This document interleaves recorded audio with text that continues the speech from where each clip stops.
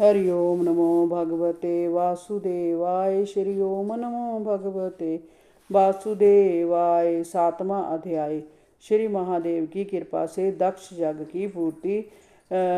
श्री मैत्रेय जी ने कहा, विदर जी, श्री ब्रह्मा जी की वाणी सुनकर भगवान ने मुस्कुराकर उनकी ओर देखा। वह कुछ पल तक उनकी ओर देखते रहे। उनके देखने से ब्रह्मा जी संकोच से भर उठे और नीचे की ओर देखने लगे। भगवान महादेव ने कहा, प्रजापते, भगवान की माया से मोहित हुए उस नासमझ दक्ष के विषय में मैं कोई बात करना नहीं चाहता।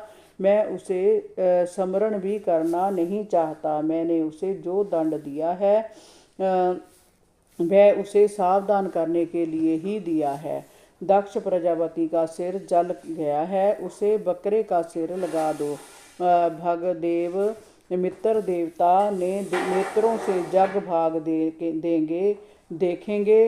पूषा दांतों के बिना पिसा हुआ अन्न खाएं। सभी देवगणों के घायल अंग ठीक हो जाएंगे। जिन जागकों और जजमानों को चोट पहुंची है वह भी ठीक हो जाएंगे। भृगु जी को बकरे का दाढ़ी मूछ आ जाएंगी। विदर जी, इस प्रकार भगवान शंकर के का वचन सुनकर सभी ऋषि मुनि देवगण और ब्रह्मा जी प्रसन्न होकर धन्य धन्य कहने लगे। फिर सभी ने भगवान शंकर से यज्ञ भूमि में पधारने की प्रार्थना की, जिसे उन्होंने स्वीकार कर लिया। ब्रह्मा जी उन्हें अपने साथ लेकर दक्ष की यज्ञशाला पहुँचे। वहाँ जय देखकर उन्हें घोर आश्चर्य हुआ कि भगवान शंकर ने जैसा जैसा कहा था उसी प्रकार सारे कार्य स्वतः ही संपन्न हो गए थे। रुद्रदेव पर दृष्टि पड़ते ही बकरे के सिर वाला दक्ष उनके सामने आया और सिर झुकाकर उनसे क्षमा मांगते हुए उनकी स्तुति करने लगा और अपनी मृत बेटी के लिए रो रो कर अश्रु बहाने लगा। वह बोला, भगवान, मैंने आपका बड़ा भारी अपराध किया है। मैं क्षमा के लायक नहीं हूँ। मैंने आपके महान तत्व को नहीं जाना। आपको अपशब्द कहे, किंतु आपने अपने मुख से एक शब्द भी नहीं कहा। आपने मुझे नीच जानकर भी मुझे अपनी करुणा से उभार लिया। आप मुझ पर प्रसन्न हों और मेरे जघन्य अपराध को क्षमा करें। मैं अपनी पुत्री के आत्मदाह के पाप का भागी हूँ। उससे मुझे उर्षण करें।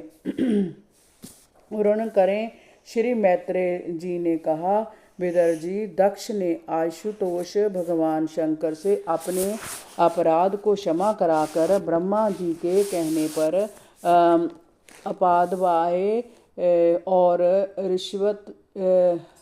ऋत्विज आदि को सहायता से पुनः यज्ञ आरंभ किया। उन्होंने भगवान विष्णु का स्मरण किया तो भगवान गरुड़ पर सवार होकर वहां उपस्थित हो गए। भगवान विष्णु ने आगे बढ़कर ब्रह्मा जी को नमन किया और भगवान शंकर को अपनी बाहों में भरकर प्रगाढ़ आलिंगन किया। फिर सभी ने मिलकर ब्रह्मा विष्णु और भगवान शंकर की स्तुति की और उनका जग भाग निकाला। दक्ष, ऋत्विज, जजमान भृगु, इंद्र, जागकों, ऋषियों, सिद्धों, जजमानों की पत्नियों, लोकपालों, जगेश्वरों, अगन देव, गंधर्वों, विद्याधरों, ब्राह्मणों और अन्य देवताओं ने तीनों की समवेत स्तुति की। उन्होंने कहा, हे प्रभु, आप शुद्ध चिन्मय भेद रहित और निर्भय हैं। भगवान रुद्र के प्रधान अनुचर नंदीश्वर के शाप के कारण हमारी बुद्धि मलिन होकर कर्मकांड में फंसी हुई है, अतः हम आपके तत्व को नहीं जानते। आप हमारे आश्रयदाता हैं, हमारे क्लेशों को दूर करने वाले हैं। हम आपको नमन करते हैं। आप अपने शरणागत भक्तों के तारणहार हैं। आप हम पर प्रसन्न होइए। हे अच्युत, आप जगत को प्रकाशित करने वाले तथा देवद्रोहियों का संहार करने वाले हैं। आपका जय रूप हमारे मन और नेत्रों को आनंद देने वाला है। हमने आपकी पूजा के लिए इस जग की रचना की है।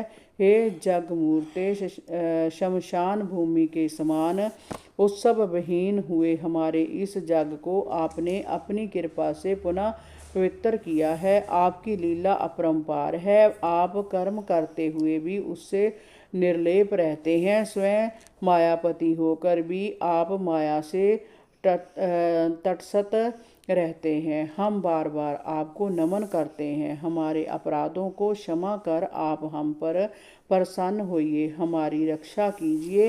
हे परमेश्वर, आप समस्त जीवों के अंतःकरण के साक्षी हैं। जय सारा जगत आपके द्वारा ही देखा जाता है। हे दयानिधे, जो पुरुष आपके विश्व रूप परमात्मा और जीवात्मा में भेद नहीं मानता, उससे अधिक प्रिय आपको और कोई नहीं है। आप भक्त वत्सल हैं। जो आप में स्वामी भाव रखकर आपकी सेवा करता है, उस पर आपकी कृपा सदैव बनी रहती है। आप ही धर्म के रक्षक हैं। आपका रूप निर्गुण है और सगुण भी। अतः आपके सत्य तत्व का ज्ञान हम जैसे बुद्धिहीन लोग नहीं जान पाते। आपके ही तेज से प्रज्वलित होकर श्रेष्ठ देवताओं के पास जग का घृत मिश्रित हवि पहुँच जाता है। आप साक्षात जग पुरुष हैं, जग की रक्षा करने वाले हैं। अग्निहोत्र, दर्श, पौर्णमास, चातुर्मास और पशु सोम जय 5 प्रकार के जग आपके स्वरूप हैं। हम वेद मंत्रों से आपकी पूजा करते हैं और आपको नमन करते हैं। हे देव, आप आदि पुरुष हैं। आप ही इस जगत के उत्पत्तिकर्ता, पालनहार और संहारक हैं। हे नाथ, हम सभी आपको प्रणाम करते हैं। हे प्रभु, हमारे अभिमान को नष्ट करो, हमारी रक्षा करो। इस जग को पूर्ण कराने में हमारी सहायता करो। विदर जी, इस प्रकार सभी के द्वारा श्री ब्रह्मा, श्री विष्णु और श्री शंकर भगवान की स्तुति करके और उनका आशीर्वाद प्राप्त करके उन्होंने जग पूरा किया और सभी देवताओं का आचरण किया। फिर सभी का यथोचित जग भाग निकालकर उन्हें प्रदान किया। सभी देवताओं ने दक्ष को आशीर्वाद देते हुए कहा, दक्ष, तुम्हारी सदा धर्म में वृद्धि और रुचि रहे। हमारा आशीर्वाद तुम्हारे साथ है। ऐसा कहकर सभी देवगण अपने अपने लोक को चले गए। बाद में सुनने में आया कि सती ने हिमालय की पत्नी मैना के गर्भ से जन्म लिया था। जो पुरुष भगवान शंकर जी का चरित्र शुद्ध हृदय से सुनता है, उसके सभी पापों का नाश हो जाता है। 8वां अध्याय, भक्त ध्रुव के चरित्र का वर्णन। श्री मैत्रेय जी ने कहा, विदर जी, प्रलय का कारण अधर्म का बहुत अधिक बढ़ जाना होता है। ब्रह्मा जी का एक पुत्र अधर्म था। उसकी पत्नी का नाम मूर्छा असत्य था। उसके जहाँ दंभ घमंड नामक पुत्र और माया नाम की कन्या ने जन्म लिया। उन दोनों ने निकृत षटता का जन्म हुआ। षटता निकृत से क्रोध और हिंसा का जन्म हुआ। उनसे कली, कलह और दुर्गत गाली का जन्म हुआ। दुर्गत से कली ने भय और मृत्यु को जन्म दिया और दोनों के संयोग से यातना और निरय नरक का जोड़ा उत्पन्न हुआ।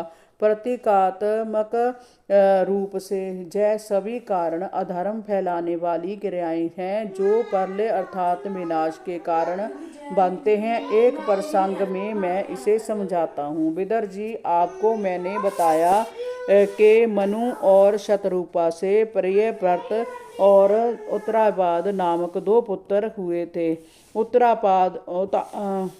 उतानपाद नामक 2 पुत्र हुए थे। उतानपाद की सुनीति और सुरुचि नाम की 2 पत्नियां थीं। उनमें सुरुचि राजा को अधिक प्रिय थी। सुनीति उसे इतनी प्रिय नहीं थी। सुनीति का एक पुत्र था ध्रुव और सुरुचि के पुत्र का नाम था उत्तम। एक दिन की बात है कि महाराज उतानपाद अपने पुत्र उत्तम को गोद में बिठाकर प्यार कर रहे थे। उसे गोद में बैठा देखकर ध्रुव ने भी जिद की कि वह भी गोद में बैठेगा, परंतु राजा ने उसे दुत्कार दिया। सुरुचि ने ईर्ष्या से भरकर कहा, ध्रुव, तो राज सिंहासन पर महाराज की गोद में बैठने का अधिकारी नहीं है। यदि तुझे पिता की गोद ही चाहिए तो परम पिता श्री नारायण की तपस्या कर और उनकी कृपा से मेरी कोख में फिर से जन्म ले, तब तुझे जय सुख मिल पाएगा। विदर जी अपनी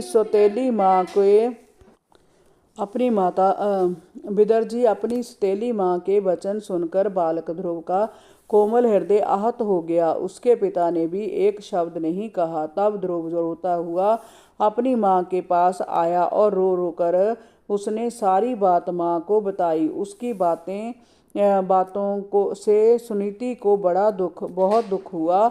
उसने अपने पुत्र को धीरज बनाते हुए कहा, पुत्र, जो दूसरों को दुख देता है उसे स्वयं ही दुख झेलना पड़ता है।